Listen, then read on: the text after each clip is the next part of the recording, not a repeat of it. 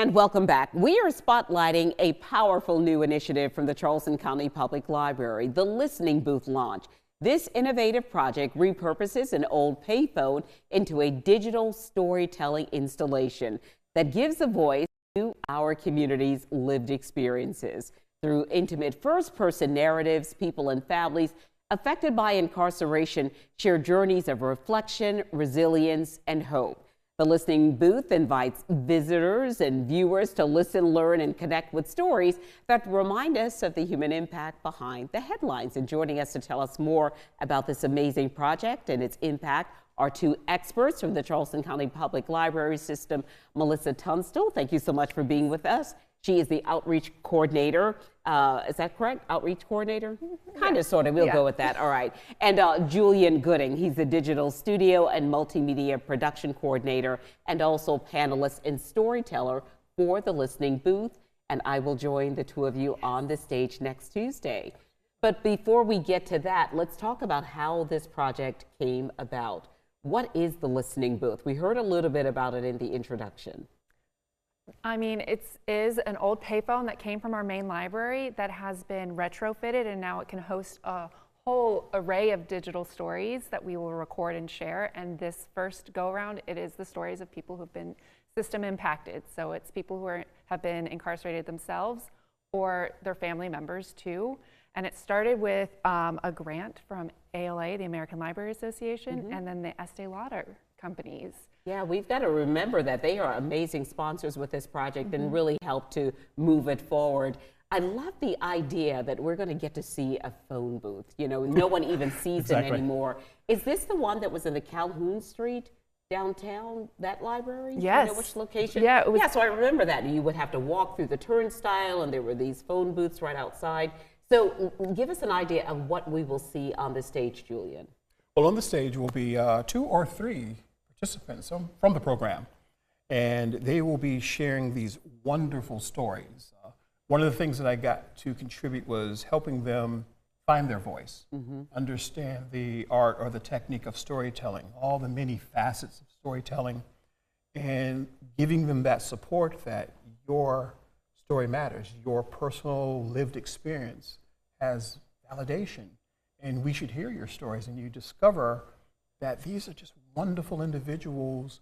You understand how they ended up incarcerated, and wonderful stories about how some of them wrote their way out, just like a Hamilton, you know, song. They wrote their way out of prison, and 25-year sentence they reduced it, took 15 years off, and that beautiful stories, the tears, the emotion, and the passion. So that's what we'll have on our panel, sharing those stories. Melissa and Julian, two people who deal with words and listening and reading and understanding all the time. I'm sure the two of you understand the value of empathy, but I think that's probably what people who are participating in this conversation will learn.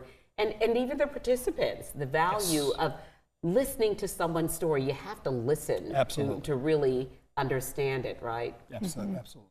And many of them we wanted to make certain that we're not just bringing them in and getting their story and then putting it out there. We wanted to maintain the respect and also provide workforce development.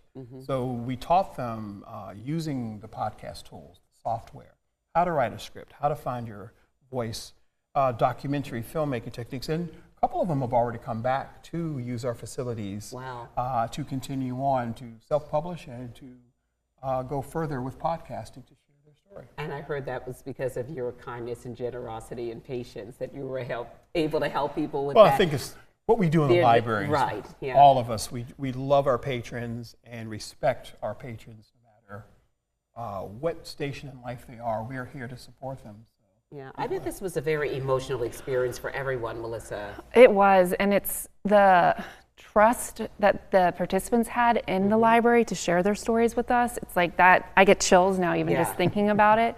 And then just the way that it connects people so well. It's like you're hearing some people's, like some of their hardest moments, and they're sharing it so that their neighbors can have a better understanding of what goes on in their community. It's unbelievable.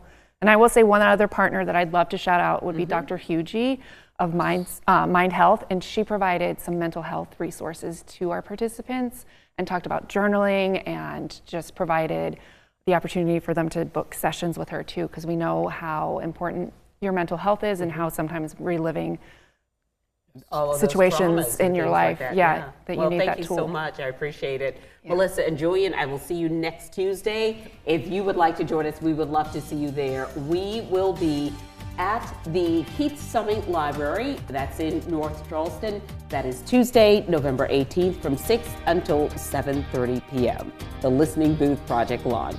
Stay with us. We are coming right back with more of News 2 at 4 after a quick break.